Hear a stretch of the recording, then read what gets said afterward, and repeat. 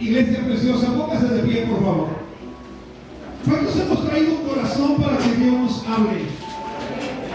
¿Cuántos hemos traído una mente para que Dios nos llene de su presencia? Quiero pedirle que vaya conmigo a un libro precioso de la palabra que se encuentra entre Jueces y el primer libro de Samuel. Libro de Ruth. Aleluya. Libro de Ruth. Estuve pensando mucho en el lema que ustedes tienen ahora. En tus manos están nuestros tiempos. Muy bien. Y eso es lo que hoy quiero trasladar a ustedes como una palabra que de forma previa el Señor ha puesto en mi vida. Dice el libro de Ruth en su capítulo 1. ¿Ya lo tiene? Gracias, hermanos. Aconteció en los días que gobernaban los jueces que hubo hambre en la tierra, y un varón de Belén de Judá fue a morar a los campos de Moab, él y su mujer y 2 hijos suyos. El nombre de aquel varón era Elimelech, y el de su mujer Noemí, y los nombres de sus hijos eran Malón y Kelión, efrateos de Belén de Judá. Llegaron pues a los campos de Moab y se quedaron allí. Dice la Biblia: y murió Elimelech, marido de Noemí, y quedó ella con sus 2 hijos, los cuales tomaron para sí mujeres moabitas. El nombre de una era Orfa y el nombre de la otra Ruth, y habitaron allí unos 10 años. Y murieron también los 2, Malón y Kelión, quedando así la mujer desamparada de sus 2 hijos y de su marido. Entonces se levantó con sus nueras y regresó de los campos de Moab, porque oyó en el campo de Moab que Jehová había visitado a su pueblo para darles pan. Diga conmigo: Jehová ha visitado a su pueblo. Oramos. Señor Jesús, esta hora te pido que tú nos hables, Señor. Estamos aquí porque tú nos has traído con bien, y porque esta iglesia preciosa celebra tu fidelidad y celebra tu gloria. Gracias, Señor, porque tú siempre nos has mostrado tu amor en medio de todo. Y yo sé que tú estás con nosotros. En el nombre de Jesús, habla tu iglesia, habla tu pueblo, en tu nombre. Amén y amén. Puede sentarse. Puede sentarse y deje que Dios le hable. No voy a prolongarme mucho. Dios quiere hablar a su vida. Muy bien.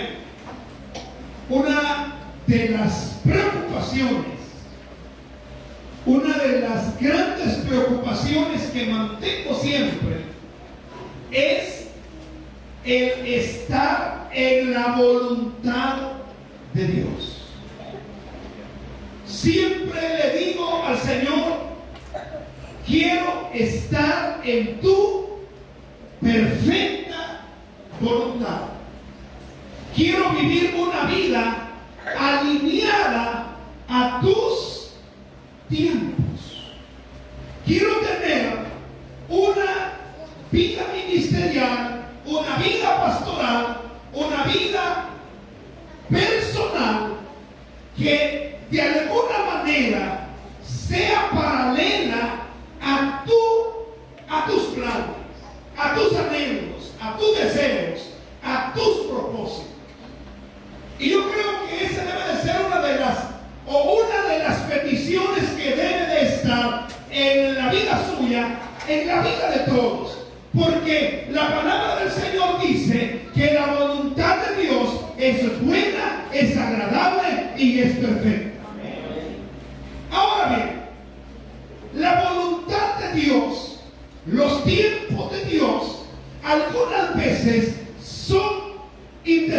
indescriptibles, misteriosos y muchas veces incomprensibles. He estado con mucha gente que me dice: no creo que esta sea la voluntad de Dios. No creo que yo tenga que admitir o aceptar que esto es lo que Dios quiere para mí. Y esto es una situación de diario vivir del cristiano. El descubrir cuáles son los tiempos de Dios para nosotros. Para nosotros. Hemos venido saliendo de un tiempo difícil. Tiempos donde en mi país yo me tuve que despedir de muchos amigos, pastores. Recuerdo haber estado en la primera reunión de líderes de Asamblea de Dios, una conferencia de presbíteros, y haber estado platicando con un amigo, y esta misma quincena recibí la noticia que después de esa reunión se había infectado del COVID y había muerto. Tuvimos que decirle adiós a nuestro superintendente nacional sin poder estar en un funeral digno de un siervo de Dios. Hemos estado pasando tiempos difíciles, y en todos esos tiempos difíciles yo traté muchas veces en el altar de decirle al Señor: Señor, ¿cuál es tu propósito? ¿Cuál es tu lección? ¿Cuál es tu plan ante esta situación? A Dios gracias, hemos ido saliendo, y hoy por hoy podemos decir nuestras defensas inmunológicas, o las vacunas a tiempo, o los protocolos de seguridad, cualquier otra cosa. Sin embargo, admitamos que si sobrevivimos fue por el plan y el propósito de Dios, que tu misericordia, Dios, misericordia. Él quiso prolongarnos la vida.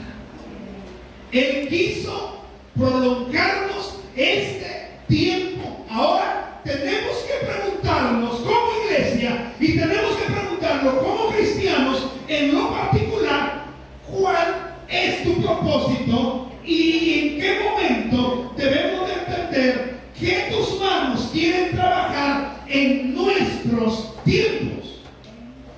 En nuestros tiempos. Y a través de esta palabra que hoy le he leído, quiero llevarlo a reflexionar sobre tres cosas importantes. Sobre tres cosas que vienen a ser para mí una lección personal y particular, y para usted también. Y preguntarnos, amados hermanos, preguntarnos cuáles son los propósitos de Dios para nuestros tiempos. En primer lugar, mis amados hermanos, fíjese que la Biblia dice que en el momento en que vivía Elimelech, su esposa Noemí y sus dos hijos, vinieron tiempo de ¿qué? De hambre. Tiempo de hambre. Y aquí debemos nosotros de entender algo muy importante. Para mí es bastante paradójico que viniese tiempo de hambre a un lugar que literalmente significaba casa de pan. Dice la Biblia que este hombre llamado Elimelech y su esposa Noemí vivían en un lugar que se llamó Belén, que se llamaba Belén, Betlén. Y dice la palabra que este lugar es muy significativo en la historia bíblica. Pero lo que más a mí me sorprende, lo que más a mí me ministra, es el significado de este lugar. Este lugar significaba casa de pan. así, literalmente, Belén significa casa de pan. Pero dice la palabra que en ese lugar que se llamaba casa de pan, vino hambre. Las tierras no produjeron, las lluvias no vinieron, los cielos se cerraron y literalmente vino una hambruna. Usted podrá decir, no, lo más normal es que haya hambre en Egipto, es que haya hambre en Siria, es que haya hambre en Canaán. Pero estamos hablando del pueblo de Israel, un lugar donde Dios ya para ese entonces los había metido a una tierra que fluía leche y que fluía miel. Ya estamos hablando del tiempo después de Josué. Ya estamos hablando del tiempo en que vinieron los hijos de Israel y conquistaron la tierra. Una tierra productiva, decimos amén.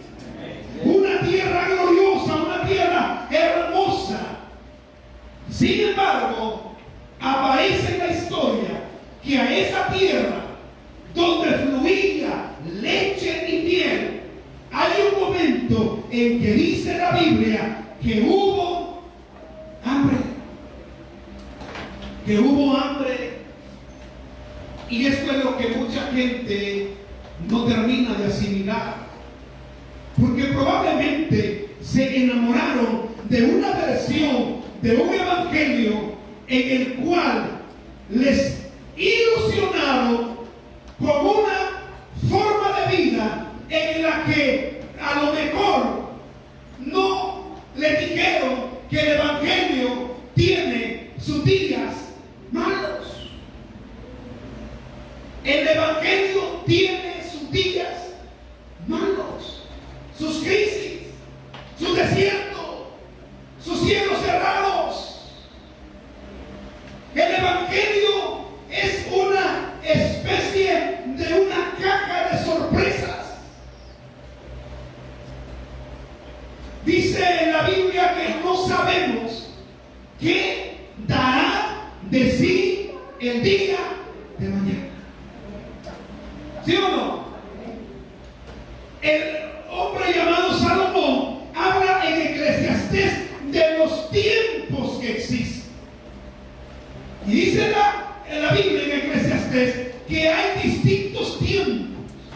Tiempo de sembrar, tiempo de cosechar, tiempo de reír, tiempo de llorar, tiempo de regar, tiempo de recoger, tiempos para todo. Y el evangelio tiene sus tiempos. El evangelio tiene sus días. El apóstol Pablo dice: están siempre preparados y vestidos de toda la armadura de Dios para que podáis estar firmes el día que malo. El evangelio tiene esa característica. El evangelio genuino, el evangelio verdadero tiene esa característica que sí o sí algún día te llegará el día del hambre. El apóstol Pablo dijo, ¿cómo dijo el apóstol Pablo? He aprendido a contentarme cualquiera que sea mi situación. Estoy enseñado y he aprendido a saciarme como a tener que hambre. He tenido en abundancia y he tenido escasez. Dice el apóstol Pablo. Y termina diciendo esa línea de pensamiento: pero todo lo puedo en Cristo que me fortalece. ¿Cuánto puede levantar su mano y decir en el nombre de Jesús: todo lo puedo en Cristo que me fortalece? Amados hermanos, no podemos negar que a través de la historia de Boquín han habido años buenos, años maravillosos, años lindos, años de crecimiento, años de multiplicación, años de tantas cosas. Y han habido tiempos difíciles. Los miembros que han hecho esta travesía, ¿en cuántos años, hermanos? 44 años. los miembros que han hecho esa travesía. ¿Habrá algún miembro que ha estado los 44 años acá? Vamos a ver, gloria a Jesús. ¿Habrá otro miembro que haya estado los 44 años? Solo usted, hermana. Sí. Usted va a decir como Elías, y solo yo he quedado. Pero ahí déjelo nada más, porque lo que el demás dijo Elías no aplica. Muy bien. Ahora un miembro ha estado 30 años. Amén. Aquí hay gente de 30 años. Hay gente que ha estado 20 años, 15 años, 10 años, 5 años, 2 años, 3 años, 1 año. Cuando se agregaron este año a la iglesia tiene un flujo migratorio de miembros que vienen y van. Un día de estos cayó en mis manos el libro de actas de la Asamblea de Dios Oreo en el Progreso Jutiapa, Guatemala, que Dios me permite pastorear desde el año 2014.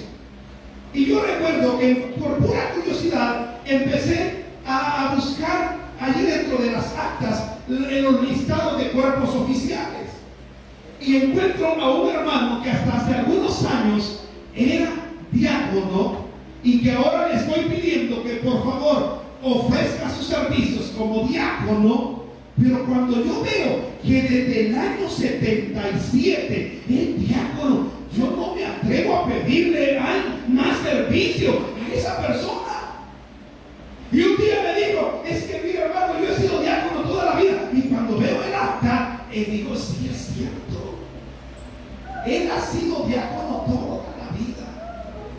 Amados hermanos, tiempos de abundancia, tiempos de hambre, tiempos donde ha habido prosperidad, tiempos donde ha habido solo lo que necesitamos, tiempos de crisis.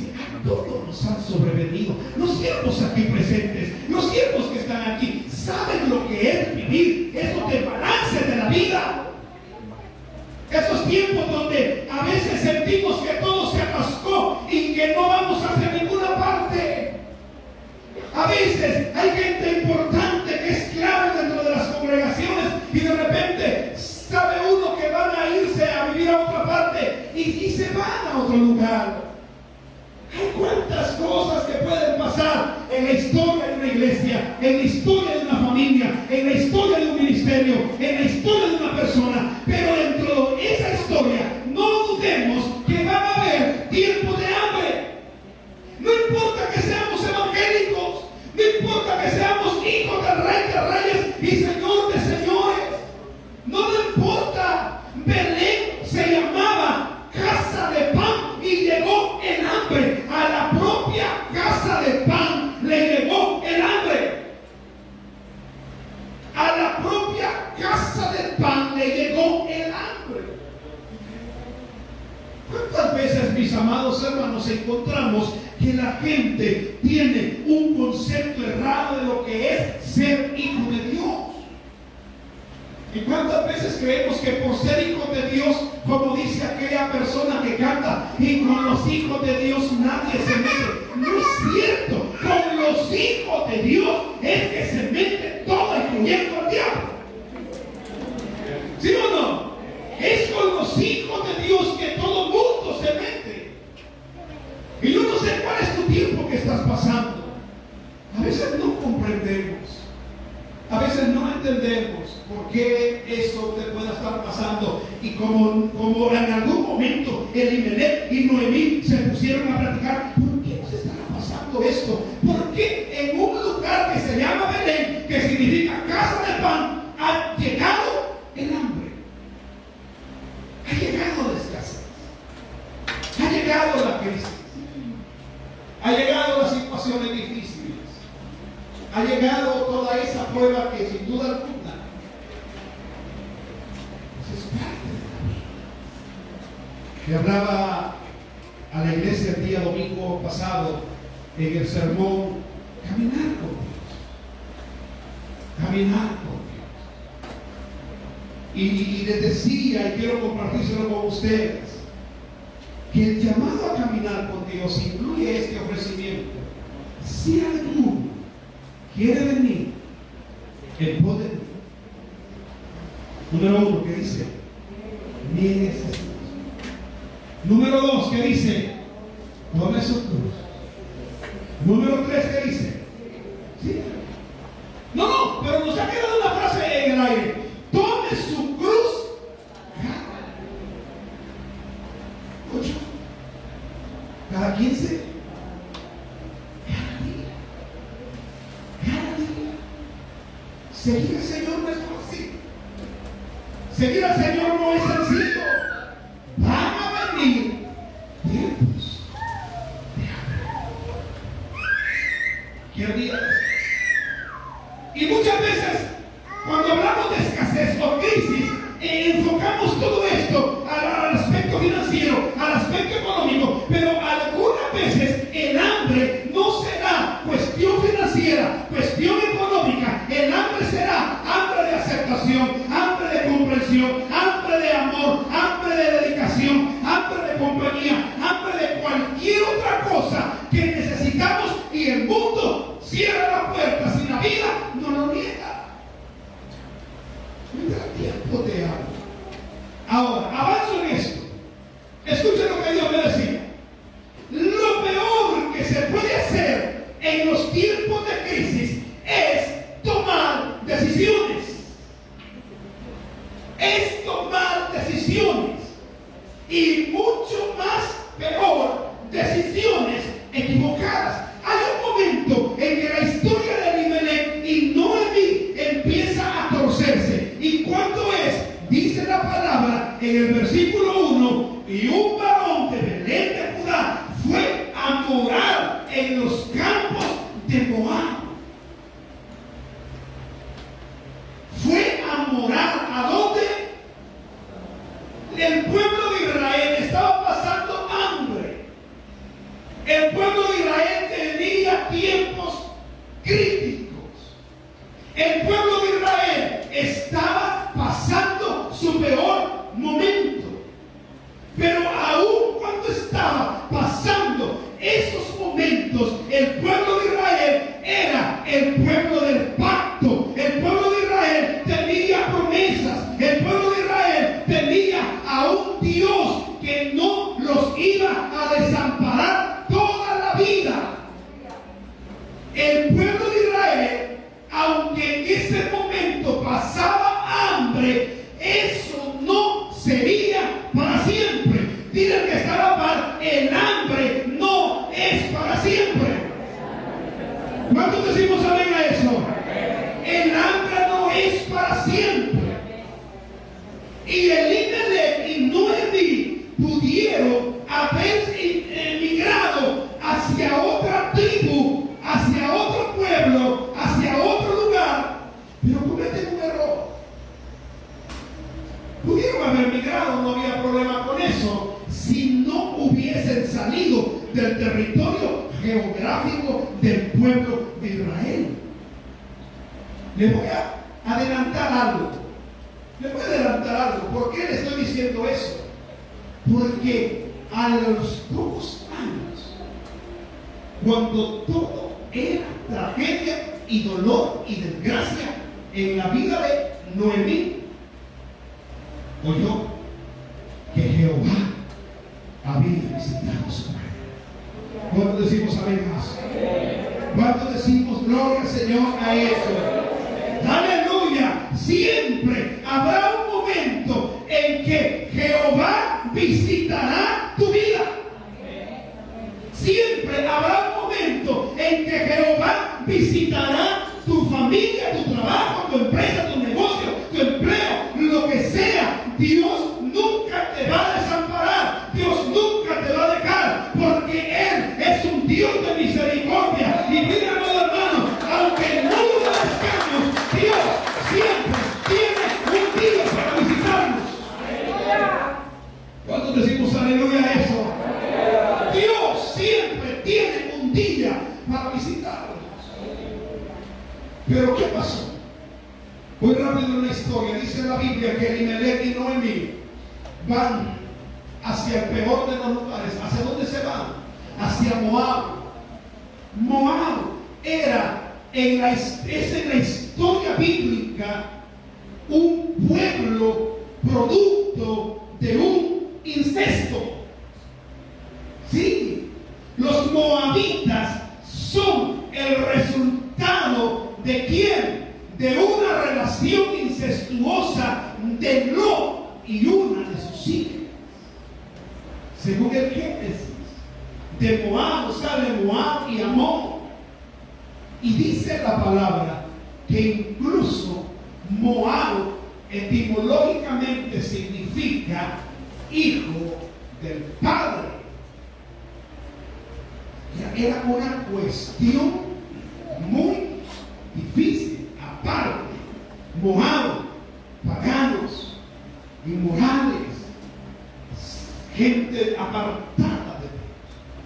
Ahora, el peor momento para alejarse de Dios es el tiempo de crisis. Lo voy a repetir. El peor momento para apartarse de Dios es el tiempo de crisis. Es el tiempo de hambre. El peor momento, hubo una persona preciosa, linda, única, que dice la Biblia que tuvo hambre. Y pasado 40 días, tuvo hambre. Y dice que cuando tuvo hambre se le presentó Satanás queriéndolo hacer tropezar de su propósito ministerial y de su propósito de vida. Y le dice, si eres el Hijo de Dios, di que estas piedras se conviertan en pan. Aprovechando que tenía hambre. Pero me gusta la respuesta preciosa y le dice, es cierto que tengo hambre, Satanás, pero no voy a convertir piedras en pan. Aunque yo pudiese convertir esas piedras no solo en pan, sino en pizza, pudiera convertirlas en, ¿qué más? En pollo, pudiera convertirla en tamales, pudiera convertirla en postre, pudiera convertirla en lo que sea, pero no lo voy a hacer. ¿Por qué? ¿Por qué no lo vas a hacer? Porque no solo de pan vivirá el hombre, sino que vivirá de toda palabra que sale de la boca de Dios. De toda palabra que salga de la boca de Dios. Siempre amonesto a la gente de mi congregación, a usted que lo amonesta, hermano Joel, pero a la gente de mi congregación los amonesto. ¿Por qué? Porque cuando le viene la prueba, cuando le viene la crisis, cuando le viene la dificultad, cuando le viene la debilidad, cuando le viene el desánimo, es el momento en que abandonan la iglesia. Es el momento en que abandonan la congregación. Hemos ido a visitar gente con la pastora Yesenia, a la que les hemos dicho, ¿por qué no están yendo a la iglesia? ¿Qué pasó que no los hemos visto? Ya no fueron a su Santa Cena, ya no están desempeñando su liderazgo, ¿qué hay en ustedes? Y empiezan a contarnos una serie de problemas y les decimos, precisamente por eso deben de estar en Dios. Precisamente por eso, por su problema, por su dificultad. Muchas veces, amados hermanos, en el hambre, en la crisis, en el problema, en la debilidad, en la angustia, en todo, amados hermanos, razón tuvo el apóstol Pablo cuando dijo, antes bien, en todas estas cosas somos más que vencedores por medio de aquel que nos llamó. Porque cuando tomamos decisiones en los tiempos de crisis, nos vamos a ir hasta donde Dios no quiere que vayamos. Y quién sabe, ese tiempo de problemas, ese tiempo de crisis. Porque nuestros tiempos serán siempre tiempos en los que algunas veces estaremos en la tierra que fluye leche y miel, y algunas veces estaremos en donde haya. En donde haya. Yo quiero recordarle este dato tan lindo. Dice la palabra que Job era un hombre temeroso de Dios, un hombre íntegro, un hombre perfecto, un hombre que hacía sacrificios y hacía hasta sacrificios que no eran necesarios, hacía sacrificios hasta por las sospechas. Sus hijos habían pecado. ¿Quién sabe pecado? Pero ¿dónde es que conoce Dios a Job? ¿Cuándo es que dice, de oídas te había oído, pero ahora mis ojos te ven?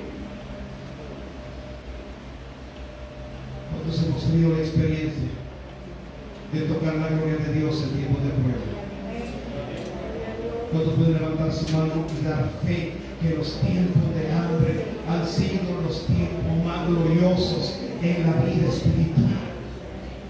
Alguien esta noche dice: pastor, yo nunca he tenido un tiempo de hambre. Por favor, pasa, voy a orar para que Dios te mande tiempo de hambre. ¿Qué dicen ustedes? Tan lindo que dice la palabra: cercano está Jehová. ¿A quién? Al quebrantado de corazón. Hermoso el Señor Jesús. Pero es el momento donde la iglesia, la familia, el pastor, los siervos, el cristiano debe de aprovechar sus tiempos de hambre para quedarse. Porque escucha lo que te voy a decir, y voy finalizando con este sermón, pero escucha lo que te voy a decir. Aquellos que no se movieron de Belén, aquellos que se quedaron en Belén, aquellos que no descendieron a Moab, aquellos que no se fueron a otra parte, vieron el momento en que Jehová visitó a su pueblo. Denle un aplauso al Señor. El momento en que Jehová visitó a su pueblo. Hay un momento en que Dios visitó a su pueblo. Y los que no se movieron, los que aguantaron un mes más, los que aguantaron un año más, los que no se fueron a pesar de que también tenían hambre, esos vieron el momento en que Jehová visitó a su pueblo. ¿Cuántos anhelan una visita de Dios para su familia? Vamos a ver cuántos anhelan una visita de Dios para su economía. ¿Cuántos anhelan una visita de Dios para su salud? ¿Cuántos anhelan una visita de Dios en el nombre de Jesús por esa persona de su familia que no se ha convertido al Señor? ¿Cuántos en el nombre de Jesús decimos: no me voy a mover antes, nunca, pero mucho menos hoy, no me voy a mover hasta ver la visita de Dios a su pueblo? La visita de Dios a su pueblo. Dios hará cosas grandes, pero no se puede. Los tiempos nunca van a ser fáciles. Siempre hay un momento en que Dios visitará a su pueblo. Y me gusta mucho como el texto lo dice. Muy bien, gracias, hermano. Yo termino con esto. Dice la palabra que a pesar de todo, Dios tenía planes, porque si algo yo descubro de Dios, es que Dios endereza nuestras vidas. Decimos amén. ¿Qué pasa con Elimelech? Se muere. ¿Qué pasa con los hijos de Noemí? Se mueren. Pero estos muchachos, que dice la Biblia que estuvieron un aproximado de 10 años en Moab, se casaron. Uno con Orfa, otro con Ruth. Y dice la palabra que cuando Noemí se vio desamparada, dice la palabra que cuando Noemí se vio, como dijo ella, me vine con las manos llenas y ahora no tengo nada, tengo manos vacías. Cuando Noemí dice: ya no me llamen Noemí, placentera, ahora llámenme mala amargura. Cuando Noemí se ve en esa angustia, llama a sus nueras y le dice: hijas, yo me tengo que regresar a mi pueblo porque Jehová ha visitado y hay pan. Quédense. Mis hijos han muerto. Ya no hay ningún vínculo que nos comprometa. Y Orfa dijo: es cierto. Abraza a Noemí, llora con ella, la besa y se va. Pero Ruth se queda ahí. Y le dice Noemí: Ruth, ya, Orfa se ha ido, vete tú también. Y usted conoce la historia, no se la voy a contar. Ruth le dice: no me voy a ir, me voy a quedar contigo. Y no me ruegues que te deje. te voy a dejar. Tu pueblo será mi pueblo y tu Dios será mi Dios. Y dice la Biblia que Ruth regresa de los campos de Moab con Noemí. Y cuando ve a Noemí en Belén, dice: no es esa Noemí. Dice: no me llamen Noemí, llámenme Mara, porque en amargura de corazón, de espíritu, he regresado. Pero algo pasa. Algo pasa que cambia la historia. Sin duda sus vecinos y la gente le dicen: mira quién es. Es Ruth, una moabita. Y quiero pensar en esto. Lo único que le quedó de mi crisis, lo único que me quedó de mi equivocación, es esta mujer. Se llama Ruth. Etimológicamente no tiene un significado claro, pero algunas fuentes dicen que Ruth significa amiga, amiga o bella. Y Noemí regresa solo con Ruth. Pero eso que caló de su crisis, eso que toda la vida le iba a recordar que se equivocó, que toda la vida le iba a recordar que cometió un error de ir a dejar a su esposo y a sus 2 hijos enterrados a Moab. Me encanta que Noemí, a pesar de todo, no dice: aquí donde murió mi esposo y mis hijos me quedo yo. No, dice: yo tengo un pueblo, tengo que regresar. Y eso para mí es como enderezar la plana, como corregir el error. Y regresa y se trae algo de su equivocación. Y solo escuche, Ruth termina siendo la esposa del pariente, ni siquiera el pariente más cercano, porque el pariente más cercano no la quiso, sino de otro pariente que seguía, de Booz. Y jamás Noemí imaginó que a esa mujer que fue a traer a Moab terminaría convirtiéndose en una mujer de la descendencia de Cristo Jesús. Solo en este tiempo que quiero contarle algo que me pasó a mí, que le pasó al pastor.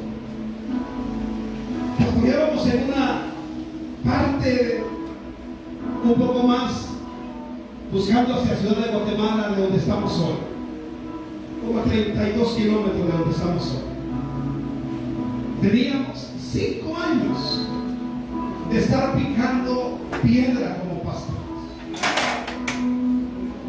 de estar vendiendo cosas para sobrevivir.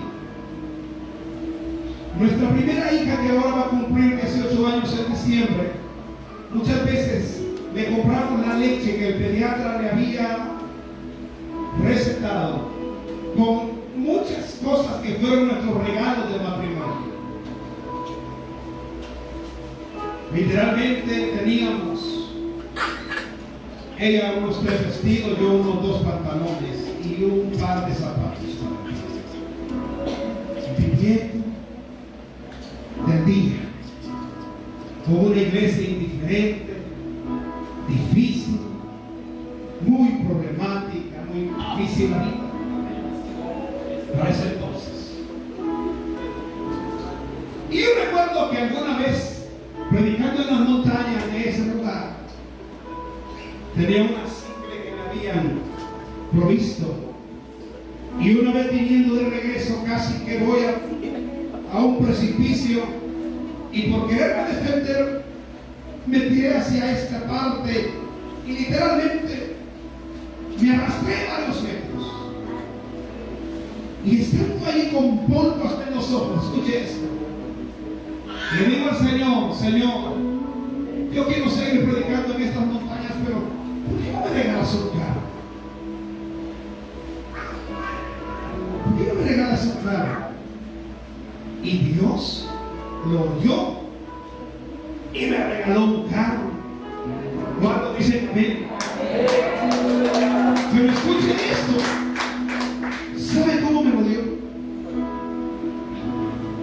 Me invitan a un culto especial a la primera iglesia que yo había pastoreado, que era una iglesia que se encontraba entre las montañas. Y hay un hermano, hay un amigo, esposo de una hermana, que tenía una camioneta Toyota Runner, año 1990, color blanco. Y le digo, préstame su camioneta. Él me dice, ¿a dónde va a ir? Voy a predicar a una iglesia, llévesela. Y me da su camioneta y nos vamos a accidentar en medio de la crisis. Mi hijo, el único que tengo, varón, tiene todavía 2 cicatrices acá. Y quedamos, mi esposa está aquí para que atestigue, casi a 1 metro de un precipicio que nos hubiese matado. Cuando le dan frente a la camioneta está toda destrozada. Y cuando el amigo la va a ver, le dice, pastor, con todo el respeto, pero yo le presté mi camioneta a él. Yo le presté mi camioneta. Dígame qué hay que hacer. Me lleva ante un abogado y me hace firmar unos papeles que en término de 4 meses yo debía de pagar. Un aproximado de ¿cuántos? Para ustedes unos $10,000. Que no los tenía. Pero no hallaba para dónde y se los firmé. Cuando la gente, las iglesias alrededor supieron que no solo estábamos golpeados, sino que con una deuda, empezaron a llegar a visitarnos. Gente de Estados Unidos empezó a mandarnos ayuda. Me invitaron a una actividad por allá, y todo eso. El testimonio es que en 2 meses yo tenía el dinero para pagar eso. Pero la camioneta seguía en un predio toda destrozada, hasta que un día llega el mecánico y me dice su camioneta. A mí me caía mal que me dijera su camioneta porque había llegado de la forma más dolorosa. Pero me dice, ya le hice un chequeo a su camioneta y ninguna parte como el motor, caja, transmisión, todo eso, Catalina, eso no está golpeando, está buena. Arréglela, que le quede su camioneta, es un carro. Y yo todavía renegando, le dije a mi esposa, la voy a arreglar y la vendemos y compramos un terreno. Recuerdo bien la noche, un día jueves, llega el mecánico y me pone la camioneta enfrente del técnico. Y la tenía como que sin nada me había pasado. Y cuando veo la camioneta, recuerdo cuando estando tirado con mi bicicleta encima, le dije al Señor, quiero un carro. Y fue como que Dios me dijera, ¿querías un carro? Ahí está tu carro. Esa camioneta la tuvimos como unos 4 o 5 años. Anduvimos de allá para acá. Era nuestra camioneta. Y cada vez que yo miraba esa camioneta, me recordaba mis 5 años de crisis. Porque a partir de ese momento, Dios empezó a prosperar a la iglesia. Y de 45 personas llegamos a 150. Y llegaban las familias a convertirse los días domingos completas. Y gente que era líder de la iglesia católica llegaba a aceptar a Cristo y querían servirle a Dios. Y Dios empezó a bendecirnos. Pero cada vez que yo miraba esa camioneta decía, esto es mi fruto de mi tiempo de hambre. Yo no sé cuál sea tu tiempo en este momento. Yo no sé cuál sea tu circunstancia en que vivas. Pero no te muevas. No te muevas. Porque de eso algo te va a quedar. ¿Está conmigo? De eso algo te va a quedar. Y un día, cuando veas hacia atrás y te recuerdes tus tiempos de crisis y recuerdes que te costó, pero que no te moviste, y veas a tu alrededor, vas a ver que de todo tiempo de hambre y que todo tiempo de crisis, algo queda para nuestra vida. Algo queda para tu vida. Algo queda para tu iglesia. Algo queda para tu familia. Solo te pido, en palabra de fe y como siervo de Dios, solo esto: no te muevas. No te muevas. No te muevas. Sigue orando. Dios visitará a su pueblo. Dale un aplauso a aquel que vive.